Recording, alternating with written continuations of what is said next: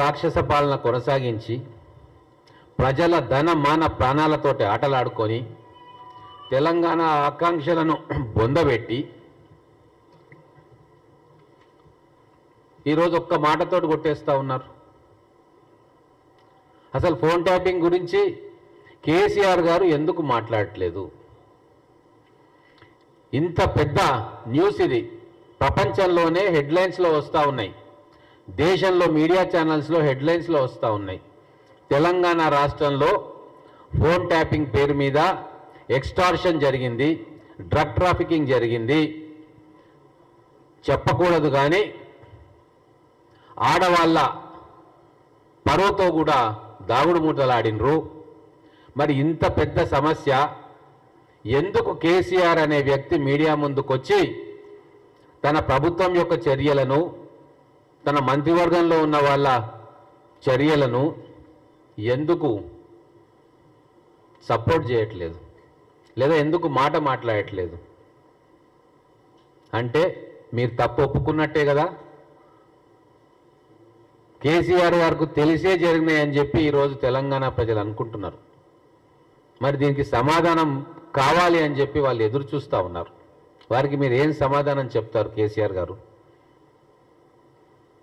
మీరు ప్రైవేట్ సైన్యాన్ని నడుపుకున్నారు, గుండాలతోటి మాఫియా నడుపుకున్నారు, mining mafia, sand mafia, real estate mafia. Private యూనివర్సిటీలను పెట్టుకున్నారు, ఆఖరికి ప్రైవేట్ సాధారణంగా వేరే రాష్ట్రాల్లో స్కిల్ డెవలప్మెంట్ సెంటర్లు పెట్టుకున్నారు.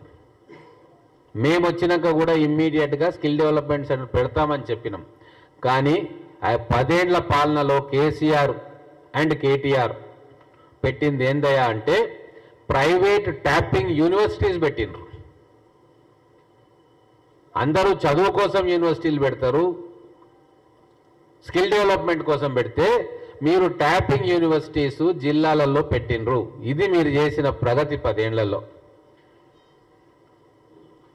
కొన్ని వందల మంది దగ్గర శ్రవణ్ రావు అనే మీ బంధువు, నవీన్ రావు అనే మీ బంధువు ఇంపోర్ట్ చేసి ఆయన డబ్బులతోటి పెట్టుకున్న ఇన్స్ట్రుమెంట్స్తో పోలీసు అధికారులు కూర్చొని ఫోన్ ట్యాపింగ్ చేసి ఆ ఇన్ఫర్మేషన్ తోటి ఎక్స్టార్షన్ ర్యాకెట్ను అమలు చేసి కొన్ని వందల కోట్ల రూపాయలు దొబ్బుకున్నది వాస్తవమా కాదా? దీనికి కేసీఆర్ అండ్ కేటీఆర్ సమాధానం చెప్పాలి. కళ్ళు మూసుకొని పరిపాలన చేస్తున్నావా? ఒకవేళ మీకు ఏ సంబంధం లేకుంటే మీ చుట్టుముట్టు జరిగే వ్యవహారం మీకు తెలియకుండా ఉంటుందా? దుబ్బాక ఎలక్షన్స్లో, హుజూరాబాద్ ఎలక్షన్స్లో, మునుగోడు ఎలక్షన్స్లో మీరేదైతే పొలిటికల్ ఇంటెలిజెన్స్ గేదరింగ్ కోసం మీరు మీ అధికారులను ఆదేశించినరో అదే అధికారులు ఎక్స్టార్షన్ చేసి వందల కోట్ల రూపాయలు కళ్ళ ముందు తీసుకుంటా ఉంటే, ప్రపంచానికి అంతా తెలుస్తూ ఉంటే మరి మీకు తెలియదు అని మేము అనుకోవాలా? ఎంతమంది జ్యువెలర్స్ను బ్లాక్మెయిల్ చేసి కోట్ల రూపాయలు దండుకున్నారు? ఎంతమంది రియల్ ఎస్టేట్ వ్యాపారులను బ్లాక్మెయిల్ చేసి వాళ్ళ దగ్గర విల్లాలు, ప్లాట్లు రాయించుకున్నారు? వీటన్నిటి మీద కూడా సిట్ ఎంక్వైరీ చేయాలని చెప్పి నేను రిక్వెస్ట్ చేస్తా ఉన్నా సిట్ అధికారులను.